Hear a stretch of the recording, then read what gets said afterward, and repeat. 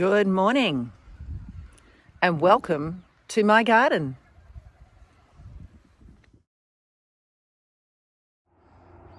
Welcome to my June garden walkthrough.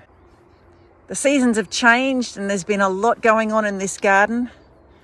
My tomato bushes are producing beautiful clusters of tomato fruit. Look at this. There's so many tomatoes on that bunch. What's that? 1, 2, 3, 4, 5, 6, 7, 8, 9, 10, possibly 11. And I've got 4 bunches like that on this plant. It's such a thrill. So I learned that one way to care for a tomato plant is to prune it initially after the 4th shoot. So the plant grows up and you've got leaves 1, 2, 3, 4, and you prune it on the top of that. Then when those shoots grow, you train them along laterally, so they're growing along parallel with the ground. And then along that branch, it will send up stronger runners and it will fruit along that branch. And that's exactly what has happened here. Now, what I've done with the new vertical shoots that come up, I have trained them along the line too, so that they're growing laterally. And I actually think it's producing more fruit. I do know that it's not filling the trellises fast, which is great, because it means I can have the plant growing successfully with more sun on its leaves for longer. But this is fantastic. Look at all these tomatoes that have appeared here. Yeah, that's exciting. I think this is the first time that I've ever had large tomatoes successfully grow. They're not huge, but you can slice them well. And there are no bugs in them. I guess that being June and having temperatures down below 10 degrees in the morning helps with it. My society garlic edging is looking just pretty. My rosella plants have finished. I had some helpers do a final pick for me yesterday and take the rosellas home to make jam for themselves. I have had several batches of rosellas from these 4 plants, and my freezer is still full of fruit that I haven't yet turned into jam. Contour 1 on the east. I've not been keeping up with my chilies, and so a lot of them are going to dry on the bush. I probably should prune that down. I know the house sitters that are coming love chili, so they will probably enjoy eating some of those. And when I get back, I'll prune those bush down and get rid of these dead branches. And see, that stem could probably be pruned right down to there. My yacon plants appear partly to be dying off and partly to be putting on some new shoots. I'll try harvesting that when I get home. Basil's still got some flowers on it. That'll be great for the bees. I've not used any chili from this bush this year, so I might just prune it back so that there's only 1 bush here, because I think at the moment there are 3 bushes under there. We can do that when we get back. Now, how are my stone fruit going? What have we got here? My apricot died here, and I planted a seed-grown nectarine in its place. I think that's a gold nectarine. And it looks like it's doing okay. This nectarine would probably appreciate those pigeon pea chopped down so it could get more winter sun. But that is east, and the sun will come all the way around here, so it's still going to get plenty of sun in a day. This apricot's losing all its leaves for the winter, and I can see it's got a nice open structure so that when it starts growing fruit, they'll be well exposed to sunlight. This nectarine here is also gone dormant for the winter. I suspect they'll come back fresh in spring with new growth, and I'm wondering when the flowers should appear. Oh, it's going to be such an adventure to look at my garden when I get back. Elderberry, pigeon pea, such pretty flowers on the pigeon pea. My zinnias are all done. They were pretty while they lasted. Hopefully I can harvest some seeds this afternoon when the dew is all dried off. I have planted a couple of rose bushes that I grew from cuttings, and they're doing really well. I'm really pleased. I hope they live. I've never grown roses before, and it would be quite a thrill to have some roses in my garden. My asparagus, I thought it had died off for the winter, and so I chopped it back. But no, in the last month, It has reshot everywhere and it is growing so many new canes. Next time I won't chop it off early. I'll just wait for it to die completely before I bother. There's not much in here because I'm going to be away and it's going to go to weeds anyway. I have chosen to not pull all the weeds out of here. Looks like we might have some volunteer tomatoes here when we get home. Now, how are my grapevines doing? Okay, this one's looking fine. That's good. That one's got the lobed leaves. So that's one grapevine. You'll notice I've got some more bananas along the back here. I'm keeping them for chop and drop purposes. I will plant bananas elsewhere for fruiting purposes. If I let these ones get tall, they're likely to lean on my trellis and knock it over. I don't want that. This end one is not a dwarf, it's rather a large banana actually. So I do want to remove that one completely and replace it with the dwarf, which will present less danger to the grapevine trellis. Looks like I've lost most of my grapevines. Oh, it's a hare. Oh, I love how nature loves my garden. I don't know how long he was sitting there. But you can see there's a little hollow there where he was just sitting there. Hares don't dig burrows like rabbits do. They just sit on the surface. Well, they're going to love my garden while I'm not here to keep it all tidy, aren't they? So far, I haven't found any evidence of them chewing off any of my plants. I only have 2 grapevines that survived. The one at that end and the one at this end. And you can see I've planted dwarf bananas behind these asparagus plants too, so they can be chop and drop down this end. I had put the chop and drop on this side of the garden bed, on this side of the trellis, but that creates a bit of a pinch point there around that picket. A bit hard for the mower with the drain here that's in place to help keep water off our sewage soakage trenches over there. So I'm thinking I might actually pull the chop and drop row back from that picket so that there's more space for the mower to get around. Now my windbreak here has gone really well. I've been able to use some of the arrowroot as chop and drop. You can see this one I chopped everything down and used that as chop and drop. This one I left some of the branches here, and as a result we've got some old ones falling all over the place and some young ones coming up. So it's taught me that once one starts falling down, I should take them all, because if I don't, the plant will just get messy. One of the beautiful things about having a not strongly controlled garden is the little surprises. We have so many cherry tomatoes growing along here, and I've been picking cherry tomatoes amongst the sugarcane, and it's real fun to find these little gems hiding around the place. Tomatoes take up a lot of space when they ramble all over the place, so it's nice to have them popping up voluntarily somewhere where they're allowed to be. Because there's no reason for me to control how this garden grows. Letting it grow wild will be good for the hares perhaps. Actually, I'm wondering if that hare is there because I chopped and dropped all around the shed. We did notice that we had some hares disappear from the garden into the space near the shed. So I'm wondering if he's in the garden proper because we took that away. Sometimes it can present a dilemma. How do we control our gardens? How are we accounting for the wildlife? Seeing that hare run away, it makes me real glad that I left the chop and drop up on contour 2 on the east and I didn't take that down. Down to my mangoes. You can see that I've turned it into a continuous row. Originally I had the mangoes planted 3 metres apart and then I planted custard apple between them. Well, now I've taken that chop and drop down from around the shed. I've placed it here between the mangoes, so that now is a continuous garden bed. Easier to mow around, easier to keep the grass back from the mangoes. I've planted arrowroot in here. The arrowroot will grow up quickly and provide excellent biomass, so that will be sustaining this garden bed. Perhaps I'll put some pigeon pea seeds in here too.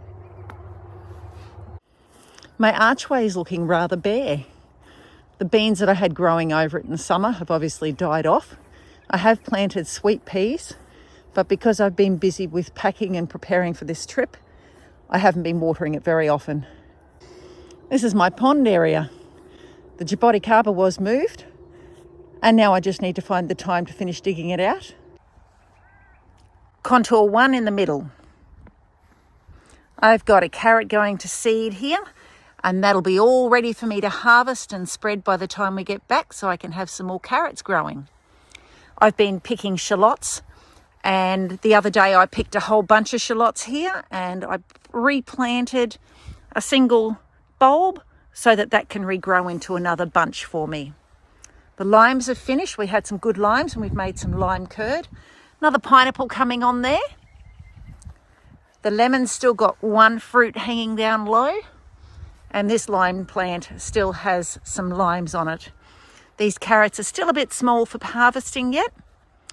I have had no success with zucchini yet again. This is the third season running where the zucchini plant has just rotted off. This one over here is a Lebanese zucchini, and I think it's going to do better. Well, it's been alive longer than that one was. That one was your blackjack zucchini. So I hope it'll keep growing. I hope it'll grow up through this trellis, and then we can encourage it to grow over, which is what it's supposed to do. There's another pineapple, so we've got two in this bed. That's good. A wedge garden on the north. This tomato plant was smothered, shaded out by the beans I'd planted at the end of summer, but they've now died off, so the tomato plant's coming up. And you can see here again, I've pruned it off. Where's the main stem? There you go. I pruned off the main stem. It looks like it's snapped. But then I've run these branches along laterally, and they're producing fruit all along the laterals. And then this next layer has come up, so I've turned it along the lateral too. Being away, I won't be able to continue that, but at least I've done something towards shaping the plant. And it'll be interesting to see how it's continued to grow while it hasn't had any constraints. I've been picking carrots from here. They've got a decent size on the top. I guess I've picked all the bigger ones, but they're very short and stubby. They've only been about 15 centimetres long, so that's a bit disappointing. And I've planted some other bulbs other than the society garlic, so it'll be nice to see them up and growing. I received a beautiful chrysanthemum plant from my sister-in-law for my 50th birthday. So there we go. It's growing very happily here. And that has inspired me that, along with the gerbera she brought me for Christmas, it's inspired me to make this a flower garden here. So I'll have beautiful flowers. Probably I'll stick with the gerberas and chrysanthemums on this side, and I'll have my lilies and society garlic around that side, and that'll look really lovely beside my pond. I still will interplant little cabbages and beetroot in here. Contour one on the north. Okay, this has recently had a significant chop and drop. In fact, all of the northern side has had a significant chop and drop this last week. Yeah, it's all happened in about a week and a half. I've done chop and drop over the entirety of the northern side to let the winter sun in for my vegetables. So pigeon pea was the main producer of biomass along here. There are some other plants that had a little bit to prune down. I did cut this callistemon Kings Park Special back. Some basil here, the senna, another senna. Actually not sure that this senna liked being pruned that hard. But if it died from being pruned back that hard, then it's not the suitable plant for my chop and drop. And that is the purpose of this side, and pruning things and learning whether they fit this task is part of the process. So this is an apple plant here at the end. It keeps sending out shoots down low, and I keep pruning them off to encourage the growth to be at the top. It's finally starting to get some growth on it, some height on it. It's a good looking pineapple there. That'll be ready for the house sitter in a few weeks. Rainbow chard, I've been picking some. Carrots going to flower, that'll be great. I'll have more carrot seeds to spread when we get back. There's the occasional volunteer oak leaf lettuce popping up. My eggplant is growing really slowly, but it is growing, and I've got nothing growing here at the moment, so that will be another area I can plant out when I get home. Actually, it'll be the middle of winter, so I'm not real sure what I'll be able to plant then. Good morning, pardalotte. There's a young male there. He's still all fluffy. I can hear his mate somewhere. Oh, there's his mate. Oh dear, his mate's sitting on the window looking at himself in the mirror. Contour 2 on the north. This had a complete reset chop back 2 days ago. Pigeon pea, leptospermum had a bit of height. I took some off that. This one's a basil. I took some off that. Comfrey. And it all went along the chop and drop row. More pigeon pea. This one looks like a basil. That one looks like a salvia. And so it all went on the chop and drop row, because the purpose of this row is chop and drop. And look how open and beautiful that is for the avocados now that all the chop and drop's gone. Down here on contour 3, that had a huge cover crop that was growing up high into the poinciana, and it was throwing a lot of shade on the potato bed. Well, since all that's been chopped, there's all sun on the potato bed now, so they should grow better. The avocados are really powering on. They did not stop growing during summer because there was a little bit of dappled shade from the papayas, and that was able to keep just enough shade to stop them drying out too much. Onions and garlic.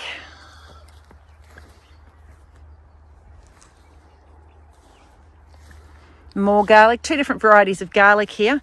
This one was bought at the fruit and veg shop, and I sat it in a sand bed until it grew roots. This was giant Russian garlic. I bought this from the markets in Toowoomba and separated the cloves and put them straight in the ground. They're so much thicker and healthier than these garlic plants. Some of these look like they're dying off. I'm choosing to blame the too much shade. I'm hoping they'll grow stronger with the sun now. Picking parsley. I've scattered some carrot seeds around here, so we've got some starting to appear. And this one's gone beautifully to seed. This is a purple carrot. I'm excited to have these seeds grow and mature, and when I come home, I'll be able to plant them around the garden. And some more garlic and some more carrots coming up. My blueberries were totally smothered by the cover crop we had around the shed, but I've chopped the cover crop down and now they're free and they're getting lots of sunlight. The pardalotte is still dancing to its own reflection.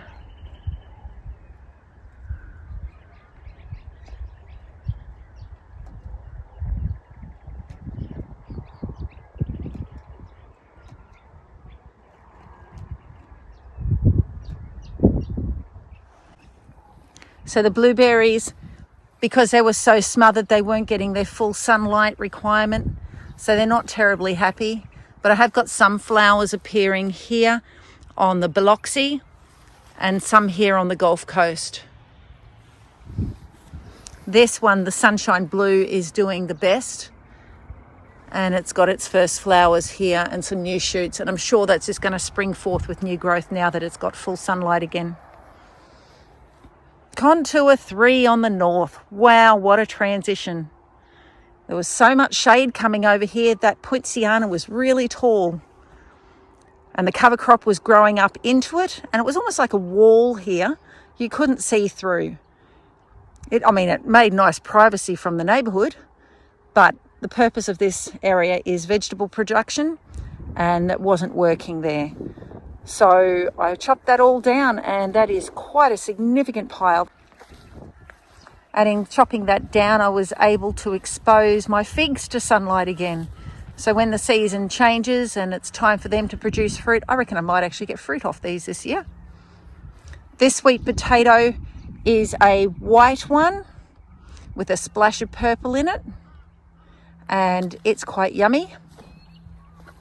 And this is a different kind of sweet potato here. This one is, I believe, the Hawaiian one.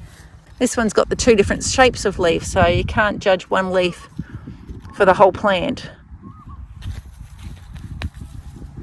So yeah, there's a fig and there's another fig. That one's looking a bit sad, but it does have some new shoots on it. This soil pile has to go sometime, but not before we leave on the trip.